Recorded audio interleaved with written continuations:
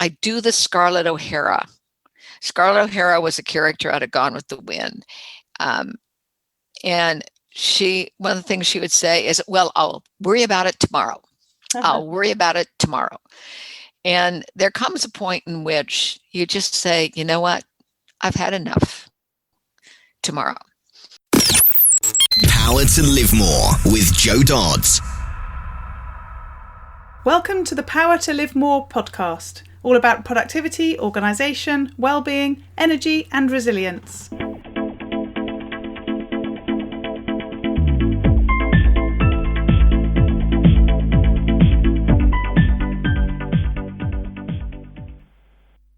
I'm Jo Dodds, and I started this show to enable interesting people to share their stories about how they use their power to live more, and by that I mean to do the stuff that they want to do more than the stuff that they need to or should do. It's about creating a life for yourself where you have the energy, health and space to be happy and fulfilled, spending your time as you'd like, whether that be at work, home or somewhere else entirely. That's your choice. Hello. My name is Ellie Dodds and I'm co-presenter, and today Joe is interviewing Eileen McDargh. Eileen came to us via the other podcast that Joe co-hosts with Engage for Success. Since 1980, Eileen has helped organisations and individuals transform the life of their business and the business of their life through conversations that matter and connections that count. She's become known as a master facilitator, an award-winning author, and an internationally recognised keynoter and executive coach. She draws upon practical business know-how, life experiences, and years of consulting to major national and international organisations that have ranged from global pharmaceuticals to the US Armed Forces, from healthcare associations to religious institutions. Her programmes are content-rich, interactive, provocative, and playful, even downright hilarious. In 2020, Global Gurus International, a British-based provider of resources for leadership, communication and sales training, also ranked her third as one of the world's top 30 communication professionals, following a global survey of 22,000 business professionals. Her newest book, Burnout to Breakthrough, Building Resilience to Refuel, Recharge and Reclaim What Matters, has been generating great response and interest. You can find it on Amazon in paper, digital and audio formats. Back to the studio. Today I'm interviewing Eileen McDargh. Welcome Eileen, thank you for joining me. My pleasure, my pleasure. So start by telling us who you are, what you do and crucially where you do it. Well, I'm Eileen McDargh. I believe that I am on this earth for the purpose of contributing to both individuals and organizations to help them find ways to transform the life of business and the business of their life. How I do that is by, frankly, finding better ways to create conversations that matter and connections that count. So what I do is I am a consultant, I am a professional speaker, a master facilitator, and an author. And where are you based? I'm based in Southern California. Aha, and are you based from home purely because of the pandemic, or do you work from home normally? Well, prior to the pandemic, in fact, I just got a thing from American Airlines telling me what I needed to do because I can't fly. Normally we're on a plane. So this is a brand new world actually since the pandemic, because except to work in the house, in my office rather, to write, to do articles and these kinds of things, I'm normally gone. So this is kind of an interesting new world that we're in. So tell us how you got to do what you do. You I have to say your sort of what you do sounds really polished, and you clearly are very clear about your mission and your purpose. And I don't imagine that was always the case. How did that all come about?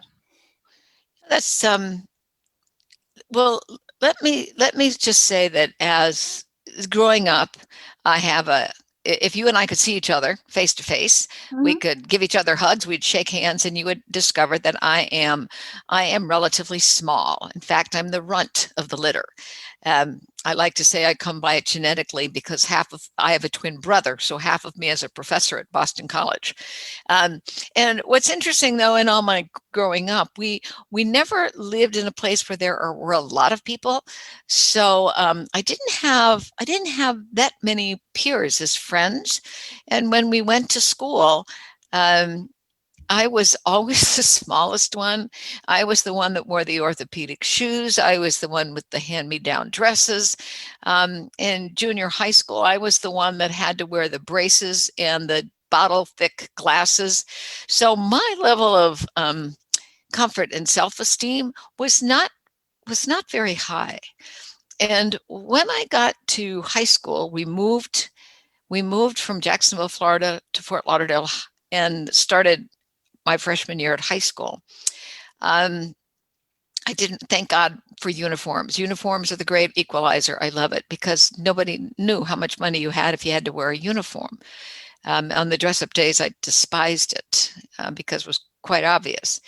But I had a teacher, sophomore year, Joe, who started the school term, said, I want you to stay after school. Now, this was a parochial school, a Catholic school, and you never said no to a nun. And I was terrified. I thought, oh my God, what have I done wrong? And she said, I want you after school. We're going to start a debate team.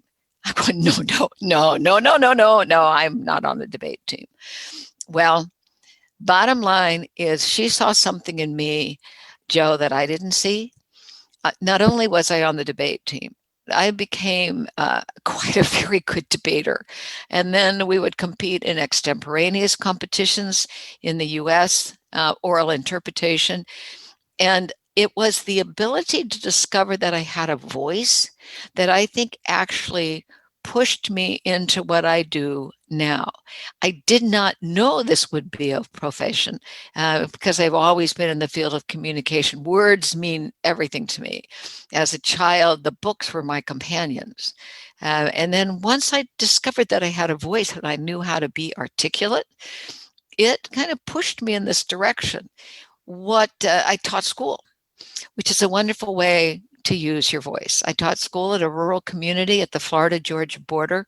I taught English to students, many of whom were substandard when it came to English, the English language. They may or may not have had books in their house. So books became my way to help them see a world that was beyond this small community where they lived.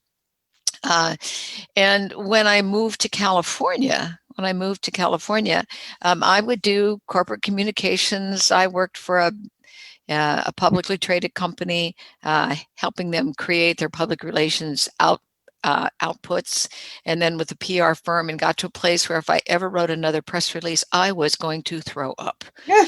And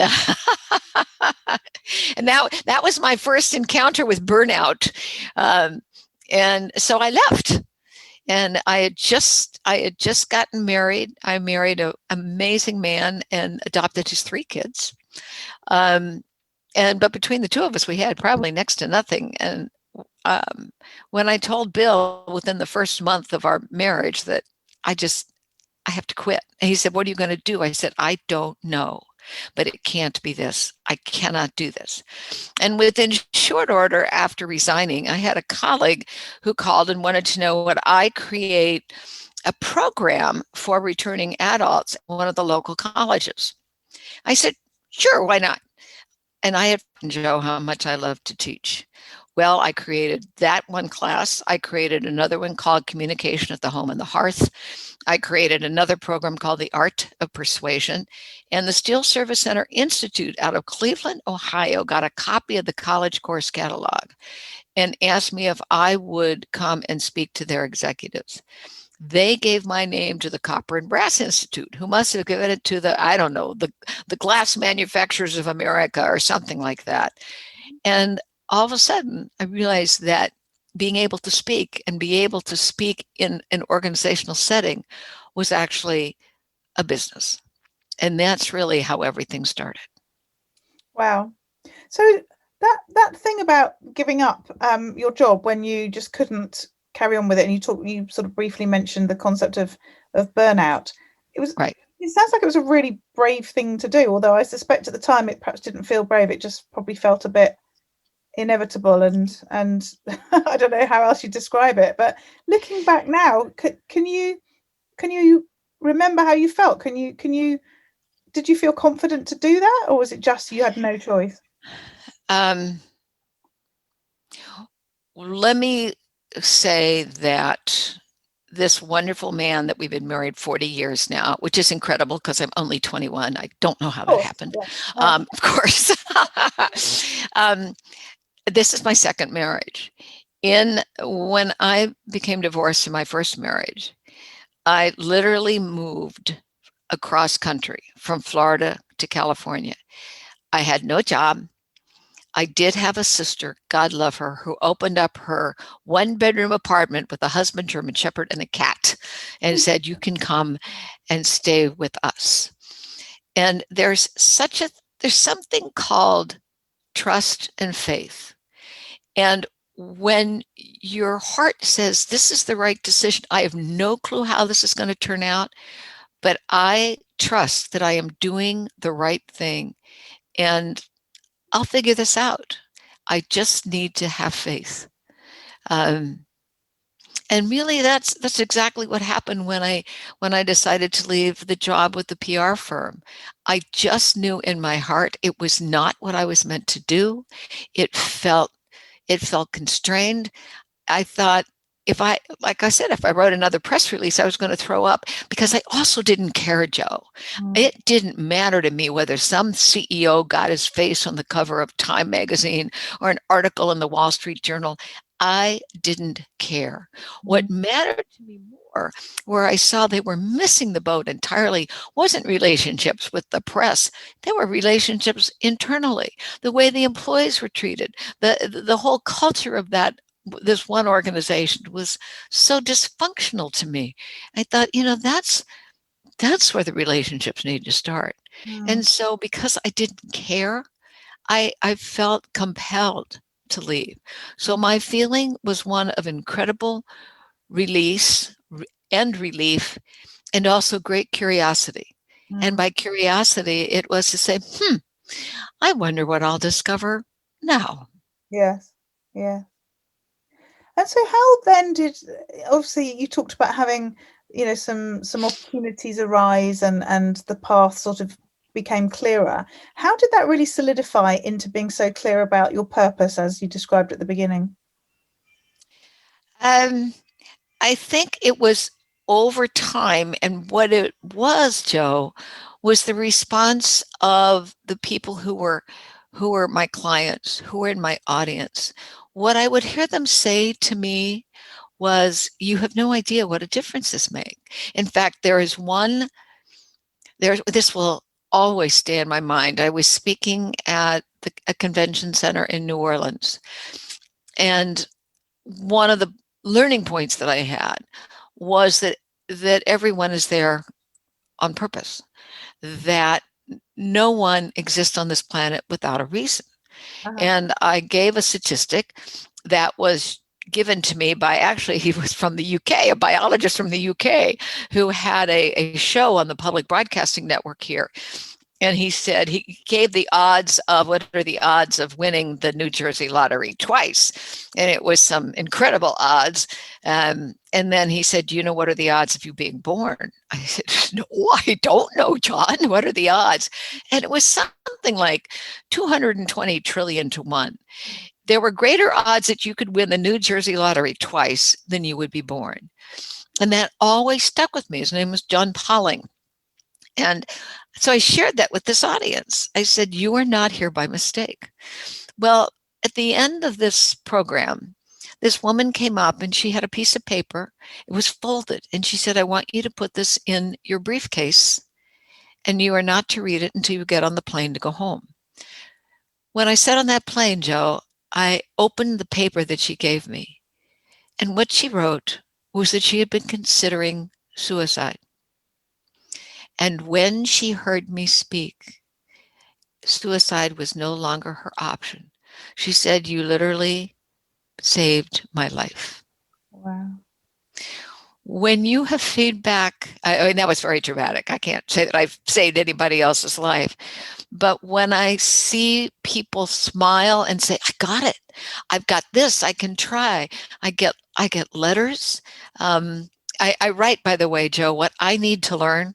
I don't write for other people. I write first for myself. Oh, I'm curious about this. I need to understand this. And when people, call me or post a review someplace and say what they got out of it, I realize that my purpose is contribution. Yes. And it is how do I make a contribution? So you and I were talking earlier before we started the podcast, where I have a request to do something for a human resource group in Africa, which is not possible. And that they had very, very small amount of money to pay me. And I said, don't matter, keep the money. And it's been an interesting thing trying to create the video for them. But the reason I'm doing it is it fills my heart. It's a contribution. Yes. And so you started speaking and sort of, you've mentioned clients and so on. Often people want to be speakers. They want to sort of provide that contribution. They want to help. But the difficulty they have is how they sort of package it, how they turn it into money, if you like. What was the sort of journey that you went on with that? Well, first off, let me say that I think now is absolutely the wrong time to go after this. I mean, the meetings industry is very flat. And here's, I have a couple things. And one, I want to push back. I think when people say I want to be a public speaker, because we make it look like it's so easy and that we're having fun on the platform, people say, oh, I want to do that. So my first question is, what gives you the right to speak? You have to earn that right, either by experience and or education. You can't just stand up and go blah, blah, blah, blah, blah. Secondly, what is it that you bring and can serve in the marketplace? So unless there's real great clarity of that, so what do you know? What can you do? And what is your community, whatever that looks like? What do they need? Then the second thing is, you really, I think, need to understand and to start small. There is a Toastmasters International, which around the globe gives individuals an opportunity to stand up and do exactly that, to speak. How do you refine your message?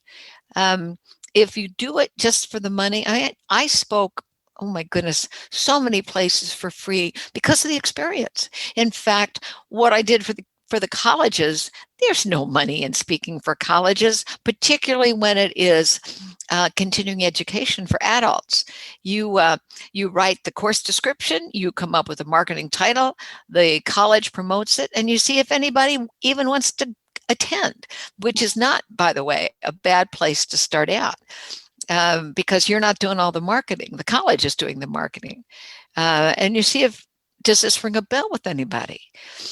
So I think there are ways that you start small, except if you're one of these amazing people who have got this huge story. There are people who speak because their life's experience has been so dramatic, whether it's the hiker who cut off his leg so that he could get out of I can't forget where it was, Colorado, Utah, someplace, So he can talk about that, or, I survived the attack of the grizzly bear, or I was the sole survivor and we're not talking about that stuff. I'm talking about just ordinary people. And there are people who, because of their life's experience, can make an incredible difference. I have a wonderful friend who was in a motorcycle accident, burned over 90% of his body. He lost his fingers. He lost his face.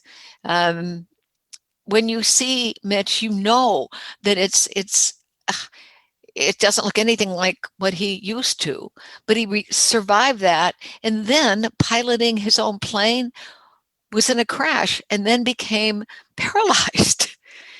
So from the waist down, now he's in a wheelchair. It's a double whammy. And he's taken that experience, and basically he says it's not what happens to you, it's what you do with what happens to you. An incredible, powerful speaker who, because of those experiences, has a place on the platform. Goodness knows I do not want to go through what W. Mitchell has gone through to do that. No, absolutely. So how do you work with your clients, sort of, and I guess it's probably, we should all be saying sort of BC, but before COVID, and AC. So we talked about... that sounds like before Christ and after the year of Anno Domini or something. Exactly. I was thinking, what does AD stand for? And I thought, oh yeah, exactly. It's a different word, but it doesn't work that way. But yeah, so, you talked briefly about not being able to sort of fly over to Africa to speak live. And we were talking before we came on about how much of what you do is now through things like Zoom and other online technology. What does it look like when you're working with your clients in terms of your sort of day-to-day work? Well, everyone is in a very different place. Yeah. Now, BC, before COVID, clients would hire me to do a couple of things. One is that they were having a major meeting. It was an annual conference. It was it could have been a training program. Just before, like in 2019, I'm speaking to 5,000 pharmacists, and the topic, and because I study so much on resilience, it was overcoming burnout with resilience. And so that's one of the things that actually prompted me to write my newest book, is that every time I was asked to speak about resilience, it always seemed to be in the context of burnout. I was with hospital systems.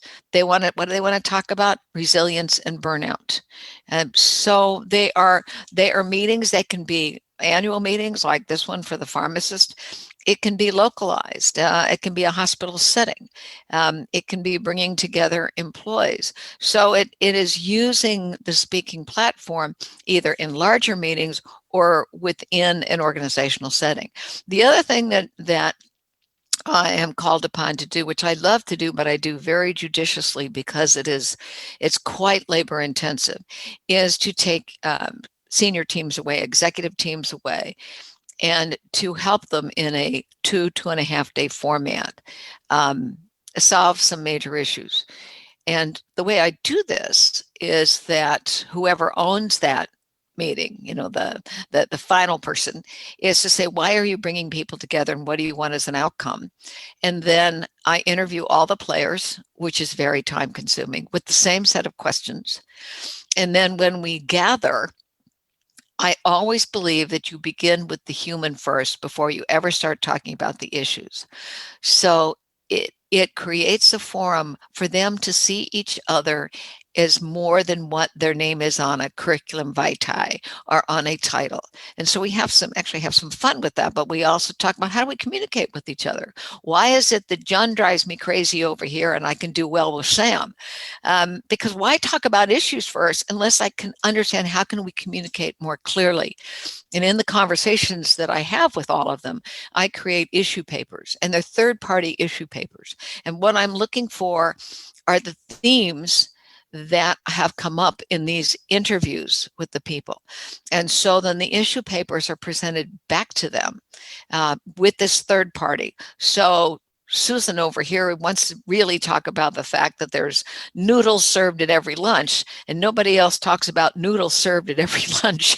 We're not going to talk about noodles. That comes off the table. So I actually make the first cut at what I see are the concerns.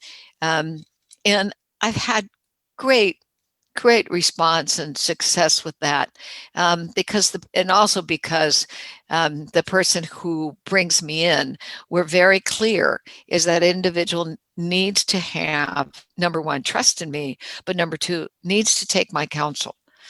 And if you don't want to listen to me, then we can't do business together, because I will find out some things that you need to know what people are saying about you, and I will coach you on how to respond. If you're willing to do that, then we can move forward.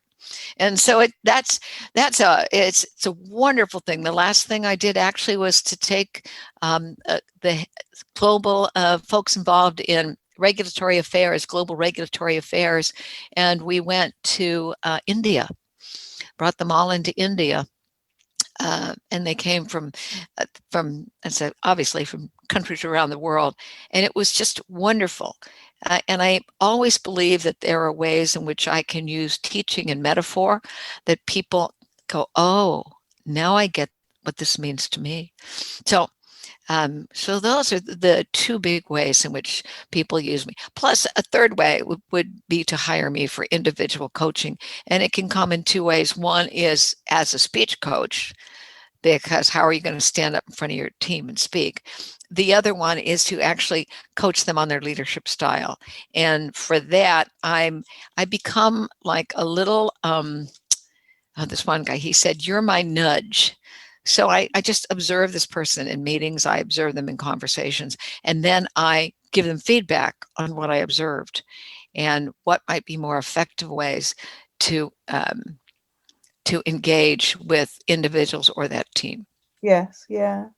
So let's talk a bit about how you get done what you need to get done, how you sort of organise yourself. It strikes me, just thinking about my own experience at the moment in terms of sort of being in the sort of lockdown scenario and having so many online meetings alongside the coaching that I do, I'm finding it quite hard to do all the sort of administrative project outside of the meeting other people work, because there seems to be a lot less time at the moment. And when you're a speaker and when you work in organizations, it fluctuates quite a lot, doesn't it? You can have a week where you're sort of completely tied up all week and really can't get to anything else, and then a week where perhaps you've got less going on, and then that does give you that time. How do you get done all those things that aren't the sort of face-to-face client stuff that you have to do, if you like? How do you get the non-urgent important stuff done? All right, well, I am old school in that I believe in paper. Mm-hmm. And I have a paper daytime Refuel. It's 3 months at a time, so it's so I have enough for a quarter. And at the start of every month, I create what is it that I need to that needs to be done. That is essential. So let's say I have let's say I'm going to do 2 virtual trainings. So I will write that down in that month and what I need to do under that. I write a weekly blog, so that goes in there. I also, who are the people that I need to circle back and touch base with? So I at the start of each month, I give myself basically a to-do list. Now, one of the things I love highlighters, and every time I complete something, I highlight it. I get rid of it, and it gives you such joy to get rid of it. And I have been known to put something down that I've already done just for the pleasure of highlighting it. Yes. Yes, it's done. It's done. It's done. Now, I will say something, though, about this. It's just a practice I've always had. So I have both the paper calendar as well as I have what's here on the computer. But I divide every month. I have what I think of as intellectual, emotional, material, physical, and sometimes spiritual, in those 5 dimensions. So the intellectual has to do with the actual work that I need to do, whether it's the article, the blog, the interviews, the speech, whatever, in that month. Physical, I have some physical, and I set these goals, by the way. I set these goals at the start of each year, which is a perfect time right now, since this is going to be running, as we start 2021. Yeah. So I know that my goal, my intellectual goal is, X amount of articles that are written, at least 3 clients contacted, whatever that would be. It's also how many books do I want to have read? So I set a goal of a minimum of 3 books a month. Under physical, I want to have at least 25 days of exercise. I want 64 ounces of water a day. And so I create those goals. And at the end of every month, I have another journal that I write in, and I go and look at what did I do in this month? And I capture that in this singular journal. What's amazing, Joe, when you do this, you realize, number one, you realize how incredible busy you have been. You realize what you have accomplished. And since we're talking about, being in a world that's different, one of the things I started actually before COVID-19, because I think it's a way to continue to build the resiliency muscle, is I've challenged myself every month. I have to do at least one thing I have never done before. Ooh. At least one thing. I read about it back when I took a retreat 3 years ago. I just go take myself away to be silent. And it's a practice that started in the Middle Ages, which apparently now is only continued in some of the Basque regions of Spain, in which on your birthday, so like I'm born the 5th of September, so on the 5th of every month, you do something you've never done before.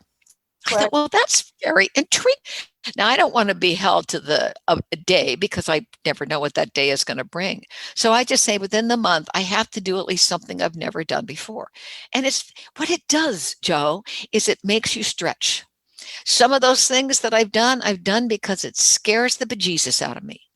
And once I've done it, I go, well, don't have to do that one again. And other things are just to have that experience, to sign up, and back when you could do it, to take a Pilates class. I've never had a Pilates class. I found what we have here called a Groupon coupon, which means you can get it for cheaper. So I signed up to take a Pilates class. You know what? I'm gonna do that. I've never done that before. I have become a certified agent for the Why Institute, which means that I have a process that I can use to help clients discover what is their why, what's their why, their how, their what, so that they can become very clear on the brand of them and what they say. I've never done that before. I've taped 2 hours of a virtual training program for the community college. As I mentioned to you earlier, I just taped a videotape for Africa. That's something I've never done before.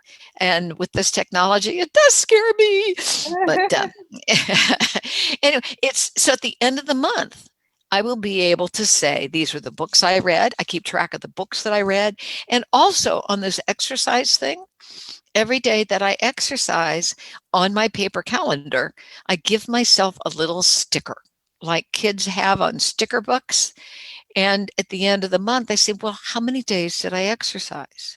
And I've realized that as we are locked down, COVID, whatever it's going to look like by the time we're in 2021, that exercise is essential, is absolutely essential, particularly in the potential of burnout, because getting our physical body in control is the first place that we actually have control. I can't control this pandemic, but what I can control is first and foremost my physical body. So today, Joe, because we were going to go on early, I couldn't run as much as I normally do, but I got up at 4:30 this morning, so that by 5:30, 5:45, I could be out running. Yeah. And then come back and do my I could go back and do a plank. Yeah. So I'm practicing on the plank. That's the fastest thing that I could do. So then I can monitor at the end of the month. How did you do, Eileen? Yeah. Yeah. So that's how I kind of manage. Yes, yeah, it sounds really structured and as you say, visual and quite sort of simple and straightforward, but really, really effective. Let me give you one other tip as far as organization is concerned. This goes back years and years ago. She's since passed away, but she had a wonderful book called File, Don't Pile. Right. And, most of the time we had, the hanging folders, and we still need paper. I don't care what you say about technology. The day that you can't turn on your computer and you can't find what you need, we're all going to slit our wrist. So you still need paper. Yeah. So the filing system was brilliant. Instead of having to think, okay, what did I file this under? Did I call it Joe? Did I call it the name of the show? What the heck did I do? The filing system on the hanging folders is numerical. So right now I think I have 80. So numbers 1 to 80. And then I have a sheet. I have a physical sheet that is in one file cabinet, but I also obviously also have it on my computer, but I have the physical sheet. And so when you go to file something, you write it down on the physical sheet. And it's by number. So you don't have to remember what it is. And on your computer, if you do it on your computer, so I can open up it says file, personal file, and I'll type in the word Joe. And it will give me everything. It'll give me everything that is listed under the name Joe. I don't have to remember. Was it this? So I can give as many words as I want, and I can find it. On the paper file, I erase it.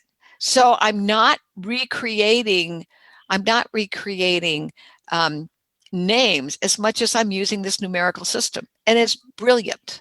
Mm-hmm. As you say, it's funny when you said at the beginning, I'm sort of old school. I think all bar about 3 of my guests in 180 odd shows all say pen and paper works best.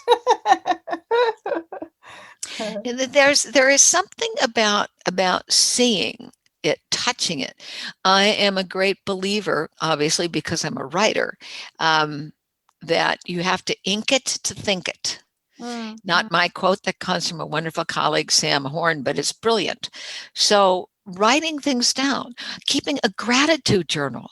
Oh my goodness. When you either begin or end a day with what you're grateful for, it's another way of getting out of what basically is crisis fatigue, where this has been going on for so long that we're exhausted and we feel stuck. We're not stuck if, in fact, we can take some positive actions. And one of them, to me, is this gratitude journal. Mm-hmm. Yes. So last couple of questions. Firstly, what about those days where it goes horribly wrong? How do you deal with those days? Well, I have to say there's a lot going on in the U.S. right now that I've admitted to my husband that my language has devolved. I hear myself screaming at the television or at my computer saying things I normally would never, ever say. And so when things go horribly wrong, I do the Scarlett O'Hara. Scarlett O'Hara was a character out of Gone with the Wind. And one of the things she would say is, well, I'll worry about it tomorrow. I'll worry about it tomorrow. And there comes a point in which you just say, you know what? I've had enough. Tomorrow. And once I say tomorrow, then I can turn off the computer. I walk out of the room. I can go take a walk. It's wonderful walking outside, looking at the birds, listening to the birds, and say, tomorrow's another day. I've done as best as I can do that. The problem is at night sometimes to get your brain to stop talking to you because it goes. So what I've been working on, and it actually does seem to work, is to breathe in to the count of 7 very slowly, hold it to the count of 7, and then breathe out to the count of 7. And I just kind of imagine myself floating, and it allows me to go back to sleep. Otherwise, my brain just doesn't shut up. Yes. Yeah. You've just reminded me, a colleague on a call today was saying that she started doing I think you said the Wim Hof concept of taking cold showers. And we asked her how long she'd stayed in the shower. She said she got to 120 Mississippi. So we were quite impressed. Whoa. I think I'd have been avoiding the Mississippi bits and just saying the numbers really quickly. But it's funny. Why cold? Apparently, it's very good for you, very good for your immune system. But I'm not sure I'll be trying it anytime soon. No, now to me, put me in a warm shower, please. I can just detox in a warm shower. Cold, ooh, no, thank you. Thank you, no. So yeah, that's another counting thing. But yeah, I think I prefer the 7 in, 7 hold, and 7 out. And what about those days where you get to live more? And that's where I talk about getting to do more of the things that you want to do and less of the stuff that you don't want to do. What do they look like for you? What is it that I want to do? Yeah. Well, is it BC? Yeah, good point. BC or AC? Because BC would be very different than right now.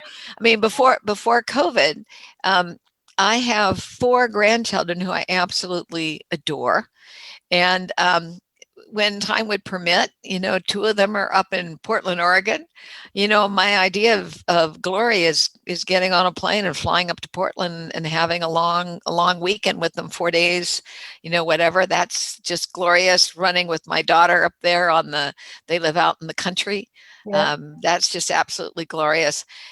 Now, so being able to do that, I go and visit a friend who's in an assisted living center. It gives me great joy to be able to do that. In the COVID world, which who knows what it's going to look like in 2021, when I get away from what we think of as the work that I enjoy, it's to walk around my neighborhood, to say hello to people, even though you might be physically distant. It's to do this was helpful to me, that when we get so that we're concentrating on ourselves, what helps get me out of myself is to be present for other people and to do unexpected. It's kind of like the random act of kindness, unexpected things. Mm-hmm. So we've had a lot of challenges here with our postal system, and the poor folks at the post office, they're just taking so much heat, and there's not much they can do to control what is coming from this Postmaster General. Yeah. So I can say thank you to the man that delivers my mail, the woman who delivers my mail. I've brought them out cookies or stuff. So the other day, what I spent my time with was, I make an amazing lemon cake. And so I baked 2 lemon cakes, and I went down to the post office and I stood in line. And when it was my turn at the counter, I said, I really don't need any stamps. I just wanted you all to have this. And I want to say thank you, because I know these are challenging times for you. Joe, the woman behind the counter started crying. Oh. And I say this isn't about me. It's about what we can do in acknowledging the people who serve us. Whether we call them by name, when I'm in the grocery store, they have on their name tags. I can't see their face with the mask, but I can say, thank you, Linda. It's so great to see you here today. And I see their eyes smile. Yeah. So when you say, what do you do when you're not working? That's part of it. I also then can find time to read, to feed my Western bluebirds, to plant in my garden. One of the benefits of being in Southern California is there are year-round plantings that I can do. And this will sound very crazy, but to clean my house, to iron. What, that sounds like work. Well, yes and no. I get great joy when I have things that are organized and they're clean. And there's something about ironing. When you feel that your life is out of control besides your physical body, iron. Yes. You have total control. And it looks a heck of a lot better when you put it in the closet. So I agree with you, apart from she doesn't iron at all, or if she doesn't have to, what she does is hoover, but for the same reason, I think. Yep. Yep. I don't do either. I've just bought one of those robot hoovers to try out, so we'll see how that goes. Well, the sweeping isn't a problem. It's because we're not air conditioned, and it can get hot here. So the windows and the sliding doors are open. It's the dust. Yes. Yeah. Oh my goodness, the dust. And when you can write your name on the coffee table, you go, I think it's time. I think it's time. Lovely. It's been really enjoyable interviewing you today, Eileen. Can you tell people how they can find out more about you and get in touch? Absolutely. Well, I am assuming you're going to have my name on the podcast someplace. So first off, just Google me. I have a website, www.eileenmcdargh.com. I am on LinkedIn. You can find me on LinkedIn. I'm on Twitter. My Twitter handle is MacDarling, M-A-C Darling, Mac Darling, all one word. I do have a Facebook page, and you can find the books not only on my website, but quite a number of them are on Amazon. The newest one is Burnout to Breakthrough, Building Resilience to Refuel, Recharge, and Reclaim What Matters. And it's in both trade paper as well as the auditory version, as well as a digital version. Lovely. Thanks, Eileen. Great to speak to you today. Thank you. It's my pleasure, Joe. All this information is available in the show notes. If you go to powertolivemore.com / in this case 190, then you'll find them there. And this week I would just like to say Happy New Year. It's the beginning of January. We've been away for a couple of weeks and we're now back to consistently publish the podcast every week for the rest of the year. I don't usually do an end of year review blog, but I did one this year and you might be interested in reading it on the website if you go to powertolivemore.com. But I just wanted to pick out a few of the key parts of that as part of the podcast today. It's interesting that I didn't really think I had much to say when I started to write some notes to write the blog post because, clearly we were in lockdown in 2020. And I thought there wouldn't be that much that I'd actually achieve. But when I started to look back at it, as is usually the case when you do that sort of review, I realised there was a lot that I'd done that I'd sort of forgotten about. And it was actually quite a successful year for me within my business and in terms of the sort of activity that I've done. And I guess that's partly a reflection of the fact that I've had more time at home. But I think it's also to do with the focus that this year has given us on being grateful and sort of focusing on the things that are important to us. So I wrote a rather lengthy post, it has to be said, as a way of reviewing 2020, but also inspiring myself to move forwards to 2021. Not sure many people will want to read the whole thing. It's quite lengthy and it was really quite self-indulgent, but I found it really interesting. As I said, firstly, to see the things that I had achieved that I'd forgotten about, which I think we do a lot, but also think about how I'm going to continue to sort of live moving forwards in 2021, especially given we're now back in another lockdown. So some of the highlights for me of last year is that I became an Aweber certified expert, an ACE as they call us. I've used Aweber since 2008 and I've loved it all along, but I've become increasingly interested in using it and really sort of pushing it to its full capabilities in the last year because they've really introduced lots of really great functionality. And one of the main things they introduced last year also was the free level, which means that you can have up to 500 subscribers and get most of their functionality, including their 24/7 support, for free. And you only start paying once you get 500 subscribers, or if you want to do some of the more sophisticated processes. So actually it's a really good deal and one that's really sort of renewed my faith and interest in Aweber as a platform to recommend. And if you're interested in finding out more, you can go to jododds.com /recommends/Aweber and you'll be able to sign up for that free trial there. I also restarted Counterpoint Networking, which is the networking group, or rather the original networking group was called Counterpoint Networking and was an offline networking group in my local area.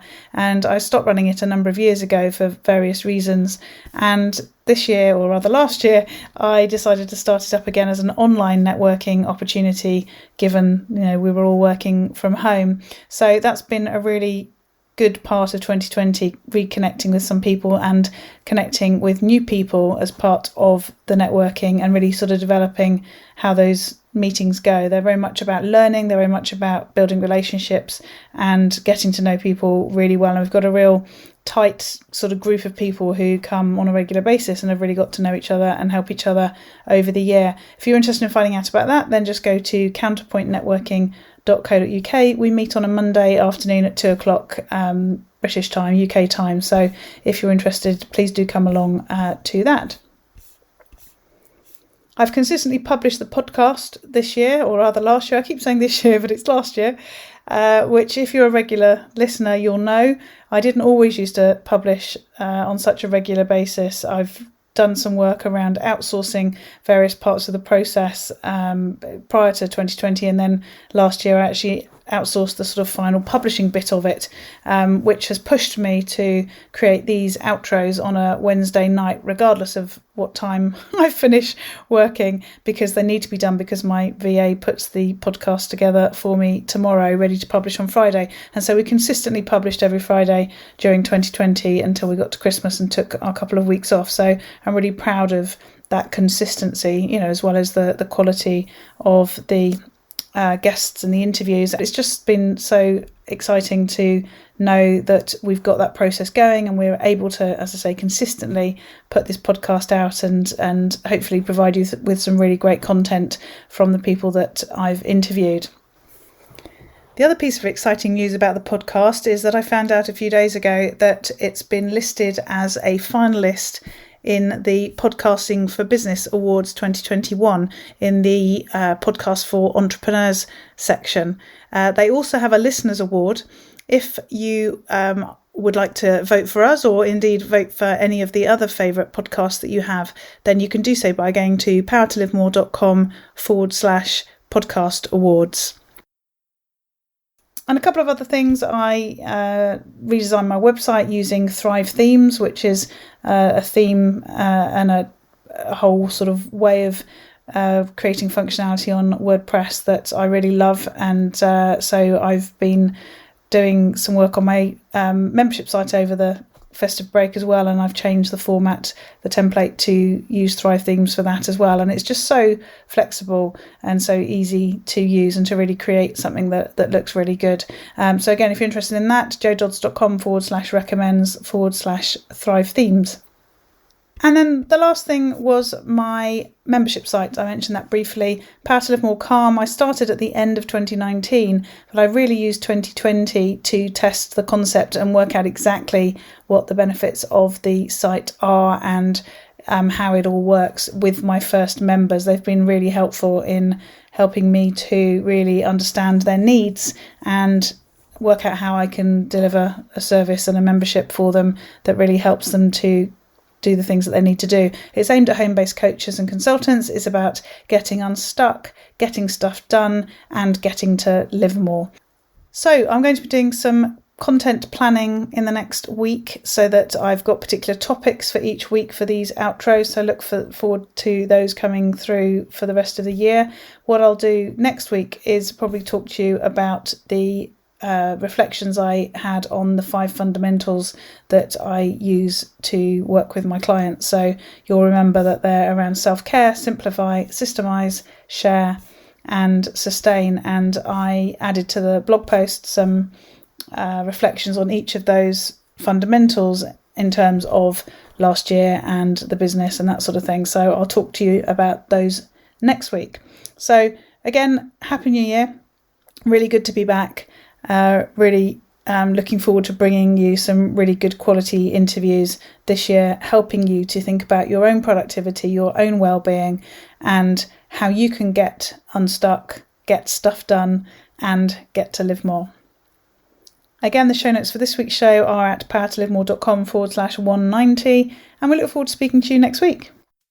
Use your power to live more.